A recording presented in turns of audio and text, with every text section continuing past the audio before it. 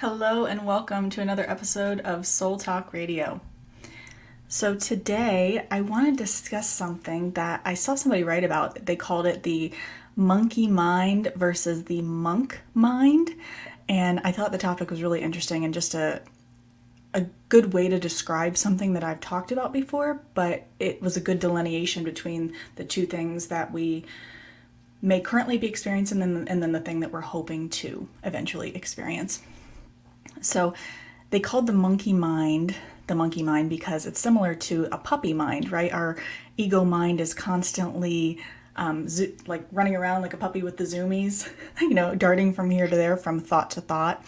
And so another way to put that would obviously be a monkey mind. And the monkey mind, they say, is anxious, restless, and scattered. The monkey mind seeks happiness in external things such as money, fame, beauty, or status. Whereas the monk mind, they talk about, is calm, centered, and focused. The monk mind knows that happiness is something that's cultivated inside of us. The monk mind seeks growth, contribution, and connection. So I wrote a little blog about this topic, and I'm going to read you some of it.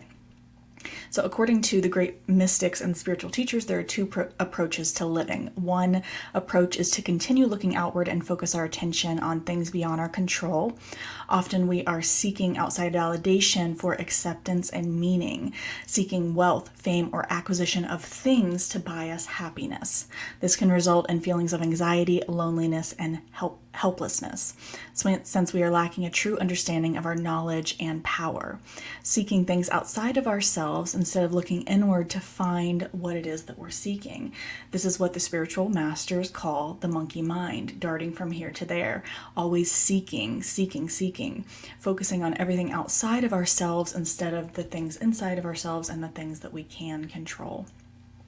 So this is alternative to going inward and concentrating on the things that we have control over, our thoughts, the way we perceive the world, and the stories that we tell ourselves. We can begin to cultivate a sense of happiness, fulfillment, and joy by simply being, by turning our attention to the present moment as often as we can, by expressing gratitude in the things that we already possess and allowing that to be enough. Setting goals and looking forward to the future is a wonderful endeavor. However, you are able to find happiness within yourself along that journey. Are you forever seeking the fulfillment that's outside of you, or are you seeking it from inside? As we make this small shift to understanding that everything we need to be content is already currently within us, this is often referred to as switching to the monk mind. When we begin to focus on only the things that we can control, our thoughts, our emotions, and our responses, as well as learning to cultivate happiness and acceptance from within ourselves instead of seeking it from outside of ourselves. So again, the monkey mind is focusing on things that we can't control. And when we do that, we lose our center. It's disempowering. And we don't know who we are. It's also numbing through unhealthy habits. The monk mind would be looking inside and focusing on the things that we can control, our mind, and what we choose to tell ourselves, seeking growth and connection. So as I was researching this topic, I came across two articles that I found interesting. One was on stress.org. It says 7 techniques to calm the monkey mind. The first was minimize multitasking. So I read something that there is no such thing as multitasking. The brain can only focus on one thing at a time. What we're calling multitasking is our brain switching from task to task simultaneously. Do you know what I mean? Like if you're working in a fast-paced environment, you're focusing on the document in front of you, and then all of a sudden the phone rings and you're picking up the phone and you're answering that, but your brain cannot literally focus on two things at the same time. So again, the multitasking doesn't exist. It's just kind of a word we've used to describe doing all of these things, switching between all of these things in a short time period. But they say one way to calm the monkey mind, and I agree, is minimizing multitasking. So instead of our brain darting from here to there, which I truly think creates like neural pathways in the mind, that way it's easier for you to kind of spend the rest of your day in that darting mentality and that same kind of energy of that multitasking energy that you were in, it's much harder to quiet the mind when we've been multitasking a lot, when we've had a really busy day. So I do agree that just working on one project at a time, and if you do work in a high-paced environment like I do, I still work in legal, one thing that I've started doing is I won't check my emails the moment that they come in. Unless I see that it's like labeled as urgent, it does not need to be read the moment that it comes in. And so what I've started doing is I will, maybe every hour or so or every 2 hours, I'll go in there and read them and write down what needs to be done. And then I'll get back to what I was working on so that my mind is just focused on this one thing, this one task. And my mind isn't darting back and forth from different things. Another thing that they list on this website is to calm the monkey mind is movement, and I agree. So a fabulous way to do that is through yoga or Pilates or walking. Just being outside in general is a really good way to kind of calm the mind, bring you back to yourself. Another one they list is meditation.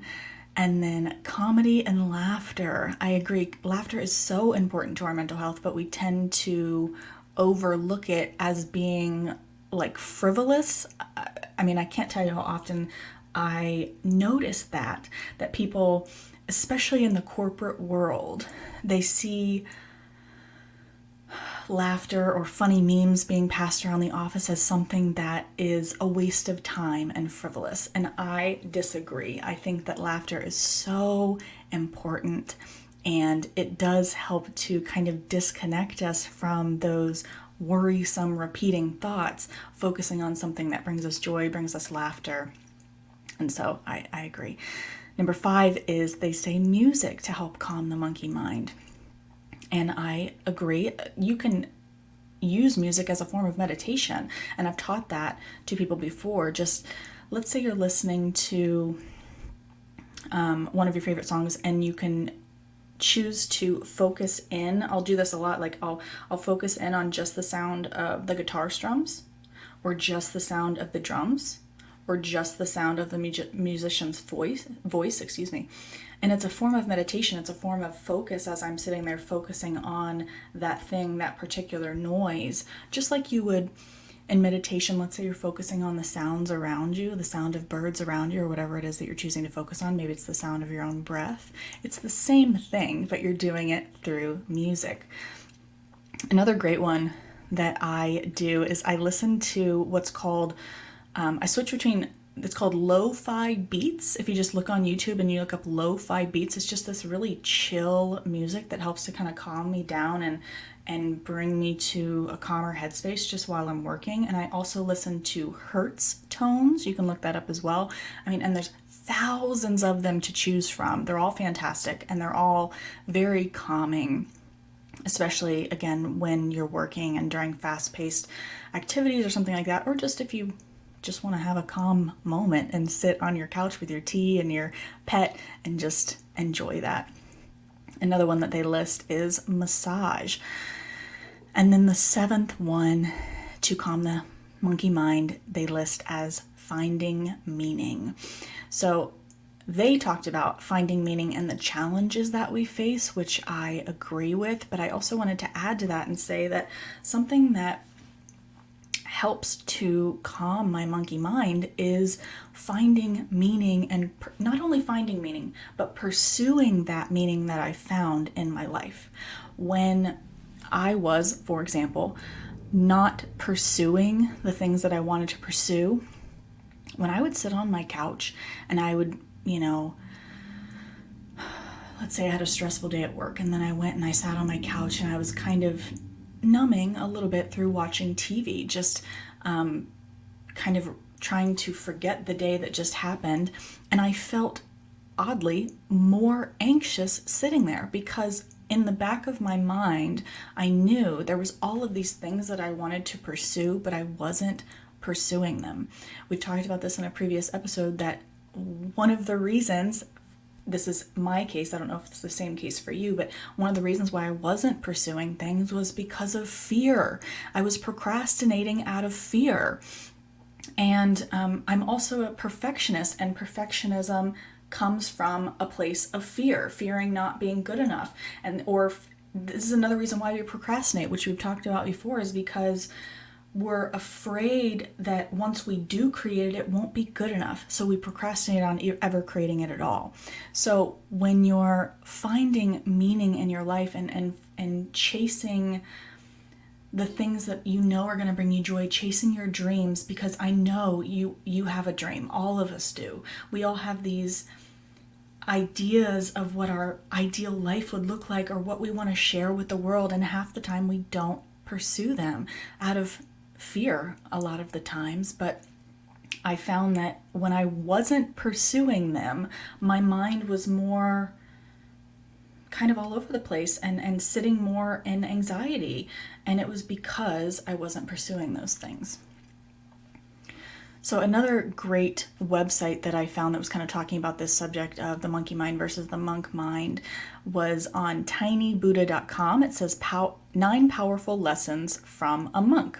So the first one he says is keep trying until you get right. Some of the most important lessons that he's learned in life was a lot of times the lessons aren't learned unless you keep trying. Sometimes we try once, we fail, and then we move on. Number 2 that he lists is the answers to your questions are inside of you, which I think we talked about earlier in this episode, where the monkey mind, you're constantly seeking things that are outside of you to bring you fulfillment, to bring you happiness, but the monk mind is seeking those things within us and knowing that everything that we want, everything that we need, the love, the support, everything that we want can literally be found inside of us from ourselves. You are the person that you're seeking. I think I posted something earlier this week that a lot of people resonated with. It was a quote that said, "Get up, nobody's coming to save you," or something like that. Love the universe. And a lot of people resonated with that. I remember when I first read that quote, it was hard to read because I thought, well, F you. And I don't want to save myself. This was years ago when I read it. And I think especially as children and as women, we fantasize about this like knight in shining armor coming to save us, coming to rescue us.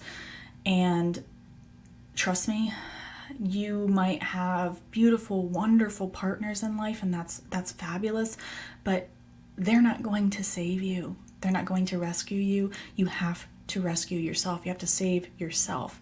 You have to love yourself. You have to support yourself. So that answer, that love, whatever it is that you're seeking, it's inside of you. It's not going to come from anybody else. It may come, like I kind of look at it this way. The self-love that I cultivate, the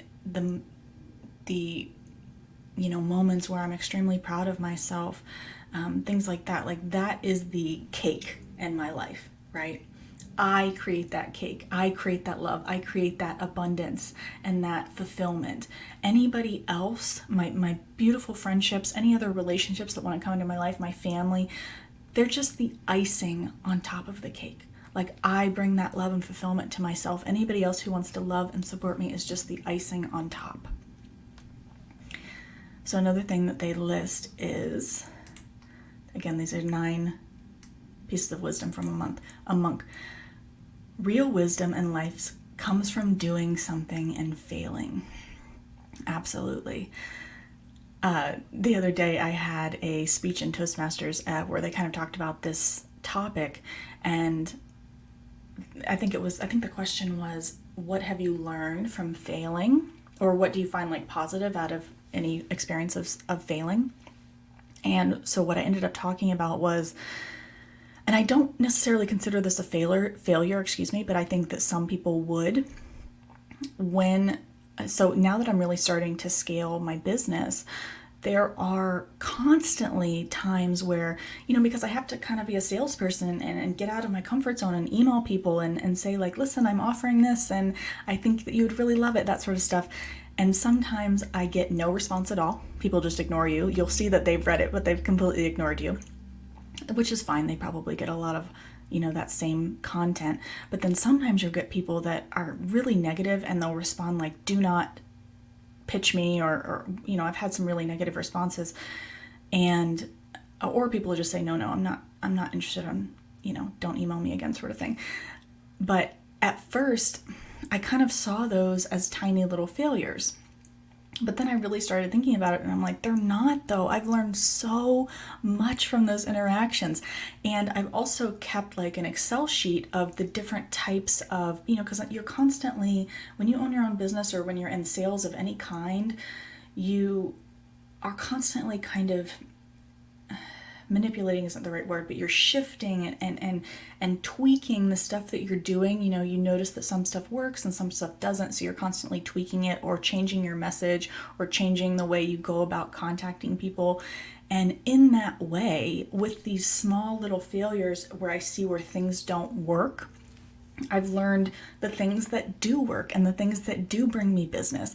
Another thing that I realized is, this was about 3 months ago. I said, let me try advertising, right? And so I advertised for my business on LinkedIn for a month, and I also advertised on Yelp for a month. I spent $1,000, and that's not chump change. Like, that came out of my savings. I'm not bringing in a whole lot of money with the business yet. I'm getting fabulous feedback, but it's not like my full-time job yet.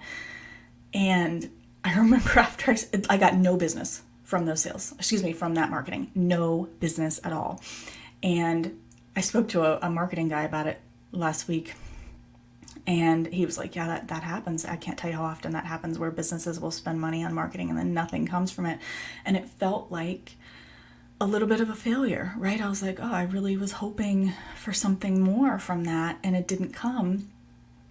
And that small failure, again, wasn't necessarily a failure, because I know that next time I just won't approach it that way. Either if I do marketing again, I'll change up the way that I'm doing it, or maybe I won't market on those certain spaces. Maybe I'll choose a different space. I don't know, but all of it I've learned from, and all of it I'm so grateful and thankful for. So our failures are never really failures, because we always learn so much from them, and I'm so thankful for that. Another one that he lists here is, when you start to meditate, you will start to recognize the ego mind, which helps you to calm that monkey mind. So I believe I've spoken about this before. This is so popular. This topic of the ego mind is so popular right now that I think what I'm about to say, all of you have already heard, but here we go. In case you haven't, your ego, that voice inside of your head that, is constantly talking, that sounds just like you, it's not actually who you are. It's just a tool inside the mind. It's just the ego part of your mind, the ego voice. And when you start meditating and you start realizing, okay, that voice isn't actually who I am, and a lot of times that voice is super negative, based on past experiences, past trauma, social conditioning, etc. But when you start to realize, like, hell, half the time that voice is false, and it's telling me false things about myself and about others. It's judging others, it's judging myself, it's worrying, it's thinking about worst case scenarios, etc. When you start to realize, okay, first of all, that voice isn't me. Second of all, I can quiet that voice, or I can work to shift that voice to more positive and truthful thoughts. It's extremely helpful. It's extremely eye-opening. It's what a lot of people call having a spiritual awakening. And so when you recognize that the ego is going down that negative train track, you can say to yourself, well, shh, we're not paying attention to that right now. You can kind of talk back to the ego voice and thereby learn to quiet it and come back to ourselves. Number 5 he has listed here is, we must be both compassionate and resilient. He lists a Taoist proverb, which, so beautiful. It says, you have to remain cotton on the outside, but steel on the inside. So what they're saying essentially is, we must remain soft and compassionate and loving towards the world, but not weak. That doesn't mean allowing people to step on us. That doesn't mean not holding firm boundaries. You can be compassionate, but still have boundaries. There was another quote that I read that was something like, compassion without boundaries is self-harming. Because there comes a point where, and I don't talk about this a lot, but here we go. I have certain family members that aren't the most supportive, aren't the most loving people. And so I've started to just pull away from them because my peace is more important than whatever it is that you're going through. I get that, when people are mean and say harmful things, say judgmental things, etc., they're dealing with their own war internally and projecting that onto me. But it still doesn't make it okay, right? Like, I have compassion for this particular family member that I'm speaking about, and I have compassion for what she's gone through. But at this point, you need to heal. And until you heal, until you start to change your behavior, you just won't be a part of my life. So again, it's cotton on the outside. I have love and empathy for her, and I still love her very much. But steel on the inside, I still hold those firm boundaries that until you change your behavior, you're just not going to be part of my life. So with these two paths, with this path of the monkey mind or the monk mind, which one obviously would we rather choose, right? Would we rather choose focusing on everything that is outside of us, or focusing on things internal, things that we can control, focusing on realizing that our ego voice is not our own, it's not actually us, right? It's just programmed negative thought patterns, and we can talk back to that voice and we can work to shift that voice.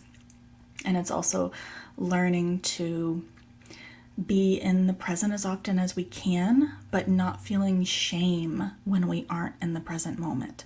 Because as one of my favorite teachers, the guy who owns the app 10% Happier, Dan Harris, he has a quote that says, "Nobody can be in the present moment at all times unless you're enlightened. Congratulations, or you're dead. So sorry." It's very hard for the average person to be present at all times, including myself, and I'm an avid meditator. I've been a meditation instructor for the past